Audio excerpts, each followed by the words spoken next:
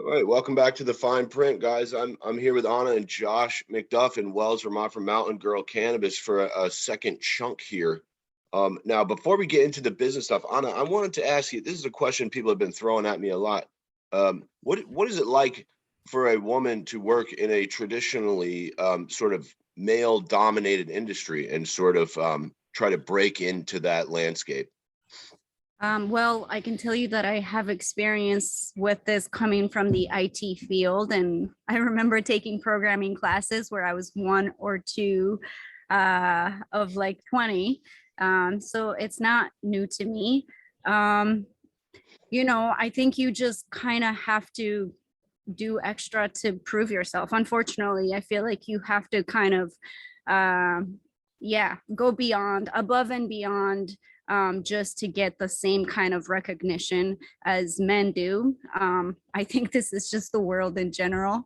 It's tough. It's an additional layer that extra tough. I guess. I don't know.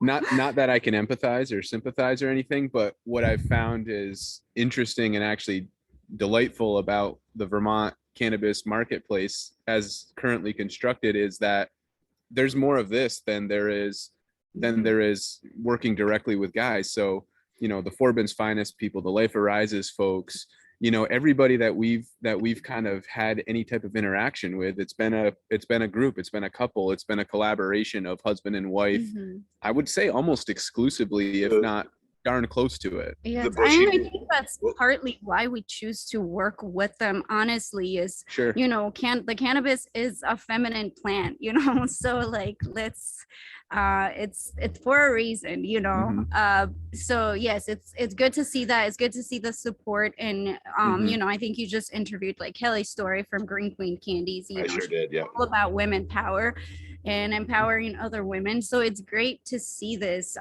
in cannabis. Mm-hmm. So I'm excited. The control board has women representation, Julie Hubbard, that I think you're about to interview. So I think in general we're moving in the right direction, but I think at the same time there is extra pressure on women to kind of perform, to be better than for whatever reason. Now, I want to throw an idea at you, and this is just a little bit of my personal opinion and observation, but growing up, at least, like my mom always had house plants, there was plants everywhere, and she still has some plants that have been probably alive as long as I have. I killed a cactus once.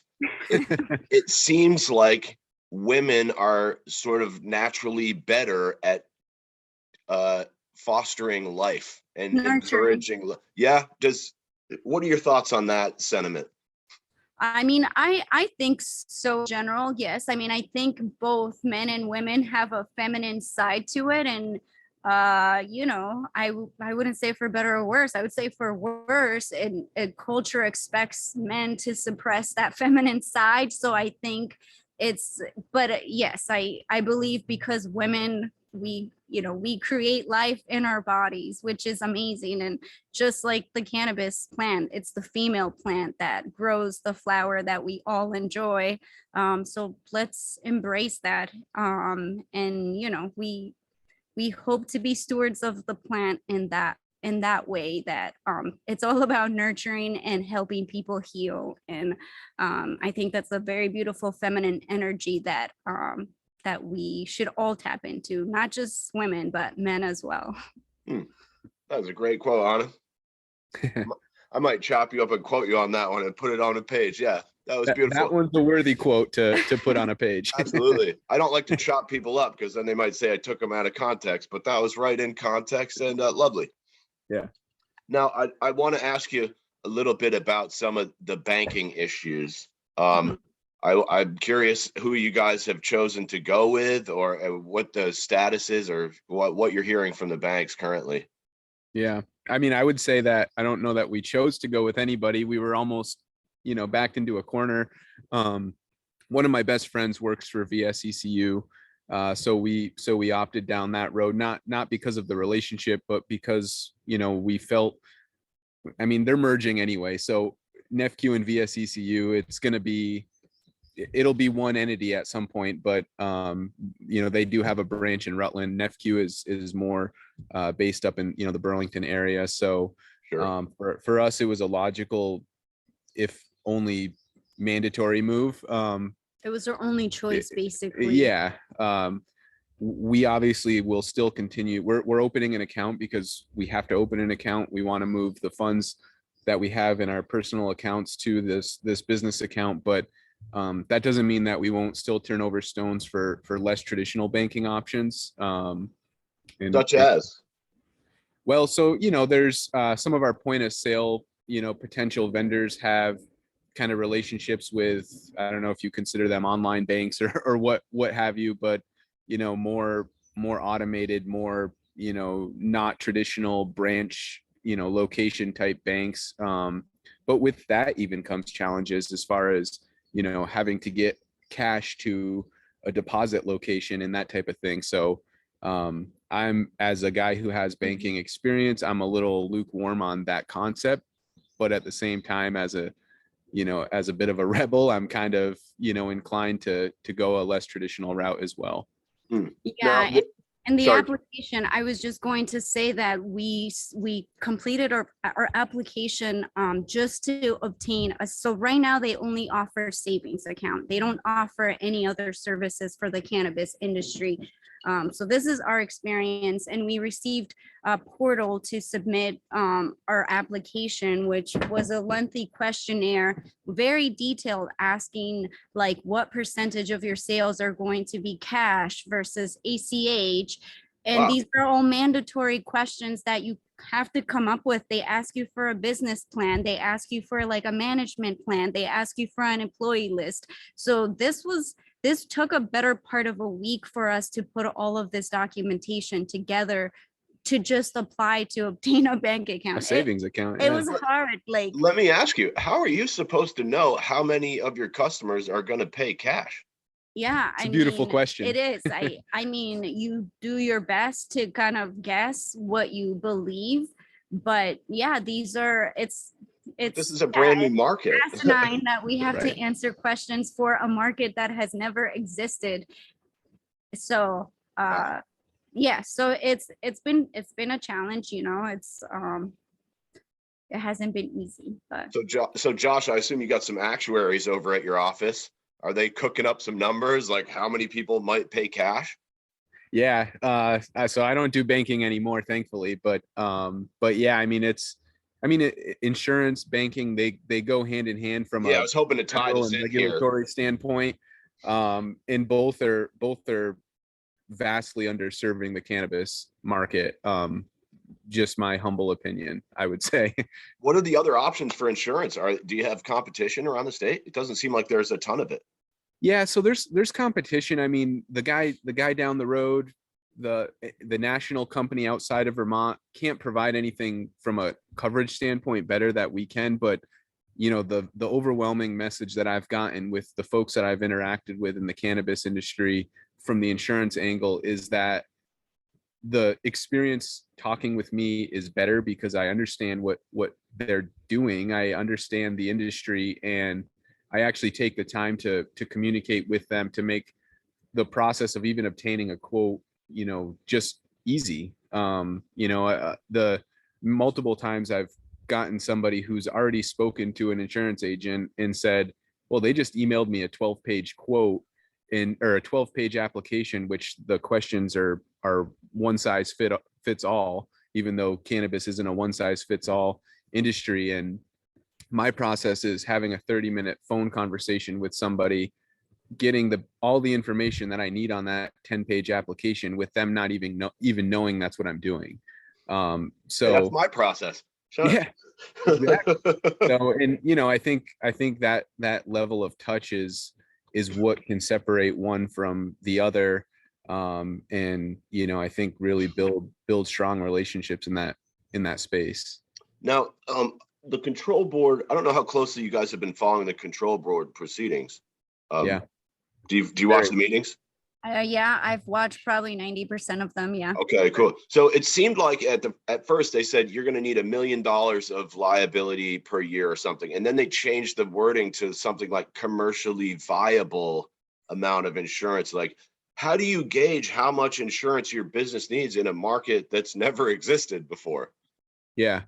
I mean, I think the big thing with insurance, and I've talked to people who are all on the understanding that insurance is a necessary evil, so to speak. You can't gauge the limit of insurance that you need per se. I mean, you'll never know in But like what. the floor. Right, exactly. So what, the baseline of what the control board is asking is no different than the baseline of what a general contractor would be asked for insurance if they wanted to build a home for somebody, or build a commercial structure for somebody. So I don't have any gripes or concerns about what it is that the control board's asking for insurance. My frustration with insurance in cannabis is that they have high minimum premiums, which creates a barrier for entry for folks in the tier 1 space. So what that means is, a liability policy is rated on annual expected revenues. Another thing that is virtually impossible for me to predict in anybody else. But Right. Maybe in a market that already existed, you could do that, right? so it scales, though. That minimum premium threshold scales up to $500,000 in sales, which means if you have an indoor tier 1 cultivator who's only growing, a small canopy in their home or in a detached structure, expects $25,000 in sales, they're going to pay the same premium as somebody who's a tier 2, tier 3, who's anticipating $500,000 in sales. So that's my gripe or my concern with the insurance industry. That seems like a legitimate complaint there. Yeah, absolutely. And so for a retail dispensary, I'm curious about sort of the security angle of this too, because I know a lot of people are concerned about security. There's been some questions about, are we going to be able to carry a firearm? Are we going to have to hire a security company? Do you guys have any thoughts on that stuff? Yeah. I mean, I think the way we're approaching security is that we're going to make sure that access to the cannabis and cash, it's like we're controlling the flow. And a lot of dispensaries do this out west and even in Massachusetts, where there's a waiting room. So like we're doing it as a way to secure our premises and our products and our cash, but we're also doing it to provide really good service where we only allow a handful of people at a time in a retail space, so that the service is there, but also there's a security, so there's not a bunch of people kind of in and seeing how things go, but we want an easier flow. So we will have a waiting room in a retail room. We'll have vaults. We'll make sure that we have security, like video surveillance 24/7. We plan to work with security consultants to do this. We suspect is going to be expensive for us to set this up. It's a concern. Yeah. And then just to add to that, one of the things that, I bring to the table from an experience standpoint in banking is, the security measures are fine. They're great, having, the proper mechanisms, whether it be cameras, alarm systems, et cetera. But you also have to have standard operating procedures for cash handling. Mitigate your loss, lower your risk. If you do get to a point where someone is holding you up, at the counter, you have a procedure in place where they can only access a certain amount of funds, and that type of thing. So sure, like what gas station where they have the sign that says cashier has access to less than $100 or something. Right. Yeah, and they've got a drop box in the floor, a vault, whatever it is. But yeah, I mean, having that banking, I managed a high volume branch for a local credit union, and just kind of understanding the flow of cash and how to properly, safeguard that, and ideally at the same time keep your employees safe, in the process. Right. That's the other thing, like what if you're a business owner, you're at home, taking a nap or something, and one of your employees gets robbed? Well, you're chilling, Yeah. Yeah, and we'll have procedures on what to do in the event of a stick up, because at the end of the day, you don't want there to be any, combat. So, we'll have give them the money. Yeah, Yes. give them the money. I mean, Give them the money, exactly. let them have it. Give them the weed, whatever. Like, Yeah. just Laugh don't because shoot me. no, I mean, Right. I laugh because I'm like trying to figure out how to be trained in combat and carry firearms. And Right. Josh is like, no, just give him the money. And I'm like, maybe I've been watching too many Marvel movies, but So, yeah. so you're training to learn how to shoot, Ana? No, I she mean, wanted no, to. I want, I might still, honestly, we have family members who own firearms. They've trained, they're willing to train us. It's not something that I'm necessarily excited about, but I'm a realist, and it's a consideration. Let's just say. You hear that, thieves out there? Has gun, can shoot. Yeah. All right. Yeah, and see, that was one of my main. I'm not a big Second Amendment guy. I have some guns. I don't care really that much. I wish I didn't have, but I think for business owners that is a serious concern, especially if you got a bunch of weed in your store or a bunch of money. Like I know the liquor store owners, they all carry. Right. And I think if people are not allowed to carry, I think that might stir up a big pot of shit here, certainly in Vermont. I mean, California, they can't have, firearms in their stores. And, they've been robbed like store to store to store because people know that they're not allowed to have, That's exactly what I said, Ana. If people know that you're not allowed to have guns, it's like, oh, well, we can just go rob those guys over there because there's no guns in the store. In Vermont, it's like, oh, anybody could have a gun, so maybe I shouldn't fuck around and find out. Sure. Yeah. But yeah, I think training and education is going to be primarily what we do. So to make sure that our employees are safe, because, that's ultimately the most important thing. Right. Sure. We're also now going to be open late because we don't want our employees leaving the parking lot at 10 or 11 o'clock. And, if you want to buy your cannabis, you want to do accordingly. it. Yeah. So it's. Are there any hours on how late you can be open as a dispensary? I think the town that has the jurisdiction might play into that, maybe similar to bars. I don't know any restrictions right now, but each municipality, I know that Rutland City talked about that. I mean, we expressed that we're not going to be open late, maybe 7 the latest. Mm-hmm. So, but I suspect that there might be some kind of. Sure. And I wanted to ask you guys about delivery services, because this is something a lot of people have been asking me about. Are you guys going to be able to engage in that kind of behavior? I mean, yes, once the license is available, I've heard some talk that social equity applicants may have a leg up in receiving the delivery license first. Oh, so they're going to do a license for deliveries? Yeah, it would be allegedly.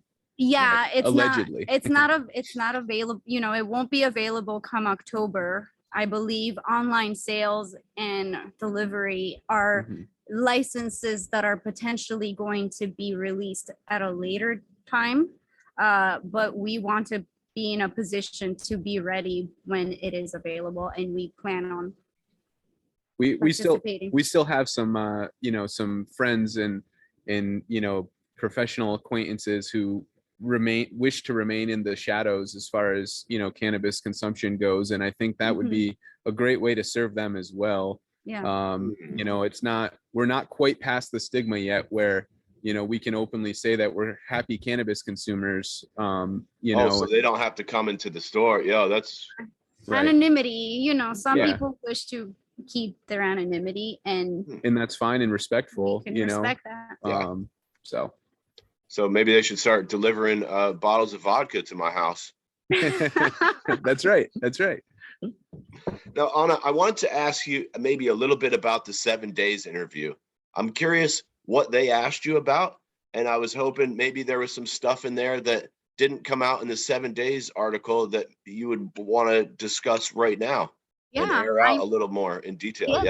I mean, I thought that when I spoke to Sasha, I tried to make it clear that one of the things that we were really passionate about was education. And, you know, as soon as we open our doors, and we're hoping to do it earlier in the summer, we want to offer classes and training. And, you know, we want to offer people who are not as versed about cannabis or the different ways to consume it and what to expect.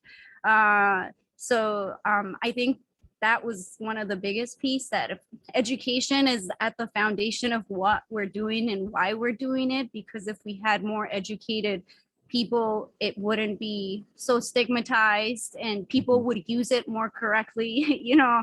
So I think primarily that was it. You know, we want to encourage people to use it responsibly. We have a child, so we understand that the intent is not to, give it to everyone despite your age. You know, we want to advocate adult responsible use of cannabis. And yeah, just the more educated you are, the better decisions you make with what you put in your body and why. And I think that was missed, unfortunately. Mm-hmm. Yeah, I didn't hear a peep about that in the story. I will say one of the more freeing things about letting people know that I'm getting involved in the cannabis industry. You know, generally I'm a chinos and button down guy in the office, but I'm getting more people who are curious and who are asking me about cannabis. And Mm-hmm. now that they know that I'm a, an advocate, or, a cannabis professional, whatever you want to call it, there are people who in my lifetime would have never expected to be curious about cannabis. And that's really exciting. And I think, as stewards of, the market, the trailblazers of the market, the new market, I think that it's our responsibility to kind of share that information with folks who have been under a rock for 60, 50, 40 years, because they've always just been told cannabis is bad and has never, had a venue or an opportunity to seek this information. I'm proud to say we got my 78-year-old mother to try cannabis for the first time in the form of tea. Yeah, and as Catholic as it gets. And it helped her sleep well. So, Yeah. Before my grandma died, I got to give her a little bit of a weed cookie. She had cancer of everything. Yeah. And she was just on a ton of fentanyl and morphine. And my grandpa was not into it. Yeah. But we talked him into it, and we got her a little bit of a cookie, and she was so happy. She was like, I ate all my meatloaf and got up out of my chair. I don't know if it's working. Like, yeah, it's working. I love those stories. Yeah, right. And it's, that was beautiful for me. Like, it might have been nothing for them, but like for me, that was super awesome. I got to give my grandma like a moment of peace before she died. Yeah, absolutely. Yeah. I wanted to ask you too. You mentioned you have a kid. I've been asking people, how do you speak to your kids about this? And when the time comes, is this a business that you would invite your children to participate in? Yeah, I think the approach we take, and more so myself, is brutal honesty. Maybe to a fault, but I believe that one of the reasons why when I was a child, I wanted to experiment with things was because they were so tabooed and not spoken about at all.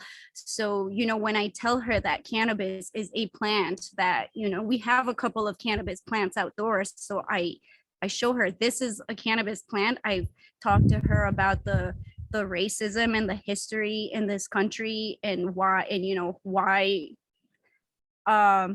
this plant was used as a way to kind of incarcerate people of color and low socioeconomic status. And her response is, oh, because of a plant, really? And that's what I want her to know. And we teach her that it's used medicinally, and we teach her that it's a substance that adults can choose to use or not, and she knows. And when I cook stuff at home, gummies or stuff, she asks about it, and I tell her this is the medicated one, and I make her stuff so that she can enjoy edibles without cannabis. Like, I make gummies for her and gummies for us, and I explain to her we take it because for pain, for stress, etc. And she understands. And as far as our business, I think she's one of our biggest fans. When we started printing t-shirts and things, like I special ordered one for her and she wanted to bring it to school. And I was like, oh, not quite there yet. Yeah, I think that But might violate some of the advertising provisions. yes. So, but yeah, we try to be honest and not hide it. And she's fine. I mean, I suspect she's not curious about it or anything, because we've laid everything on the table. And yeah, I'm comfortable with her. She knows more about cannabis and its properties than probably most adults in the state of Vermont, just because we talk about it so much. Maybe we should get her on the advisory committee. She might help lawmakers fully understand rationalize cannabis. This is just another little bit of my personal opinion. I thought 21-year-old age limit was maybe silly. I don't know. It seems odd to me that you can go die in a war, but you can't smoke a joint. Right.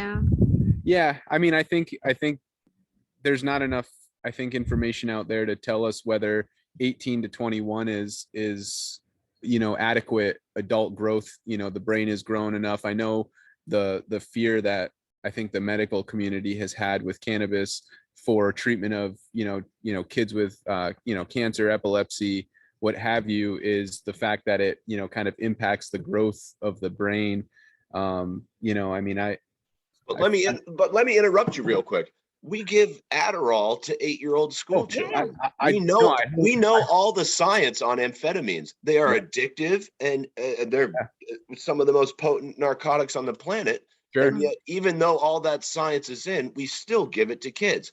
Sure. And then they say, "Oh, we need more science on cannabis." It's like, look, no one's ever died of a cannabis overdose. Right? No, I wholly agree, and I think the issue that why I don't, and again, because of prohibition, it's delayed that science or that experimentation effort. But I fully believe and commit to that. If the medical community or whatever was allowed to fully investigate and understand this product, that it would be, that age band would not exist in any capacity. I mean, before the 30s in this country, you could buy cannabis tinctures in the pharmacy as you would buy Advil today. You could buy heroin, over the counter. I believe. You didn't have to even be 18, I don't think. Yeah. But I mean, I've been using it since I was 12, and he's one of the smartest, nicest people I know. Me too. But that was my first puff. Was about 12. Yeah, I remember like it was yesterday. Me too. We were down by the river in Lindenville, smoking out of one of those metal pipes with a little cap on it. Yeah, I had one of those too. We stole it from my best friend's teenage brother, and there was like some woods behind a cemetery that we went in and toked it up, and it was delightful and magical. Yeah, and those people that say we didn't get high the first time, this was like half baked. I was like, no, I got high. Yeah, I did. Now, Ana, we got about 10 minutes left here. I want to ask you if there's anything else in that 7 days interview that really stuck out to you as something you'd like to air out right now. I mean, I think what I've said, education, I think what we hope to do is to provide an unbelievable experience for people who walk into our store. We don't necessarily see the other retailers in the cannabis community as, competitors. I think we're all in this together. And I think that while there's so many obstacles that we're facing on a daily basis, to the point that sometimes we're like, wow, are we really supposed to be doing this? It's so freaking exciting that we get to be pioneers of this industry, and that we get to be the stewards. I'm like, this is awesome. I mean, waking up every day and it's like, this is what we get to do. We get to be part of this amazing movement. I think is phenomenal, and I think that camaraderie that we've experienced with the folks we've talked to, it's amazing. So I I think we can do this. We're gonna do something awesome as a community, and Right. I can't wait to see where we're at in a few years. It's freaking exciting. So. And with all that excitement, it makes me waking up to go sell insurance every morning a little more difficult. Temporary. Yeah, I gotta say, I'm excited too. I don't normally wake up early, but I've been getting up early and interviewing people every morning before work. I'm like, yeah, let's talk about it. That's right. Yeah. Let's So I've been asking everybody this question also. I want to get this before we go.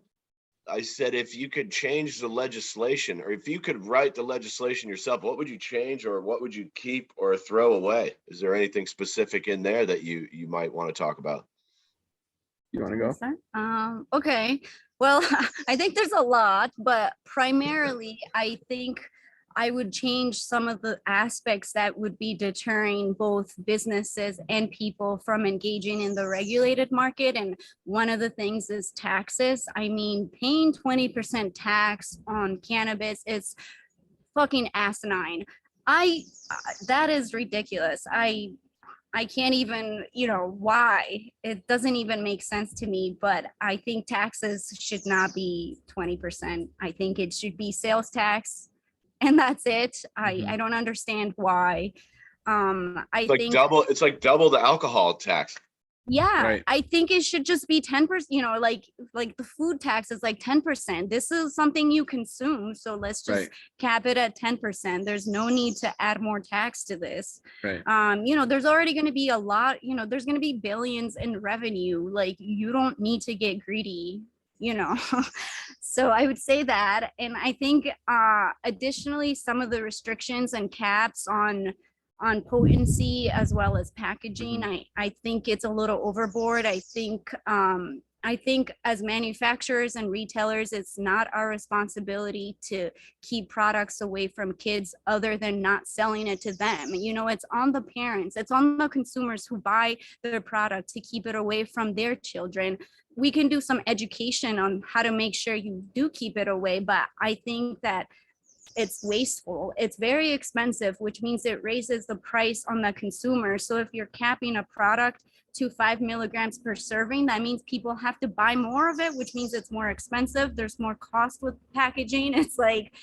And so people are just going to turn to the unregulated market because they can get stronger stuff and they can get it in a baggie and be environmentally friendly with your packaging. I think that's a very Vermont thing to do, but yes, I think if we did away with these restrictions, it would be, a lot better for everybody. I don't think I could say it any better. I thought you just fucking nailed that right on the head there. I'm glad you brought up the taxes piece, because I've been asking a lot of people this question, and you're the first person to mention the taxes, which it undercuts profits across the board. And for a dispensary, I don't know if I've heard you talk about this, but 280E is the tax code, which means for a dispensary, we can only deduct what we paid for the product and maybe to store it. But employees, we want to pay employees a livable wage. But guess what? The government is cutting into our profits, which means it's going to be harder for us to take a reasonable profit. So there's taxes all around us. Josh, we got 6 minutes. You want to jump in there? Yeah, I won't add anything better than that. So I echo what she says. The one thing I will say is that I actually fully believe that the Vermont Cannabis Control Board's heart was in the right place with a lot of their intentions, as it pertains to social equity, as it pertains to trying to create an equitable space for folks who don't have the funds or don't have big investors to get into this space. They obviously fell short on staffing and execution and delivery of licenses and things, but and a lot of what Ana described really isn't a faction of the control board. It's federal or somebody introducing legislation outside of this intended control board to put caps on things. So I do applaud what they've done and the way that I think that they've created a system in Vermont outside of the other barriers that could create a really amazing industry in an equitable industry for people in all walks of life. And you know, I just want that message to be delivered, because again, I think their heart was in the right place. And you know, to get anything passed through legislation, especially, you know, I mean, it's difficult, and I do want to applaud some of their efforts in that regard. Me too. You listening, Julie? Julie's from watching. Yeah. Well, guys, I think that's a great place to wrap it. I'm gonna go get a pizza and see my friend's band play, enjoy my day off here. But this has been fascinating. I really thank you guys. Ana, Josh, thank you so much for your time. Yeah. Keep me posted on your license. Yep. As soon as you get approved, we'll follow up on this. I'll bring you back on. We'll talk about it again.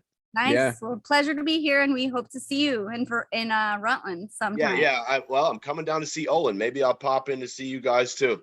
Nice. Yeah. Thanks for the opportunity and giving a voice to the folks behind this industry. We really appreciate it. Absolutely. Yeah. Thank take care, guys. We'll talk to you next time. Bye. Thanks. All right, dude. That was fucking great. Thank you guys so much. I'm gonna probably post these tomorrow. I'm gonna go chill for today, but that was fantastic, and we'll get these up as soon as possible. All right, Caleb. We appreciate it. Nice to meet you, man. Take care. Likewise.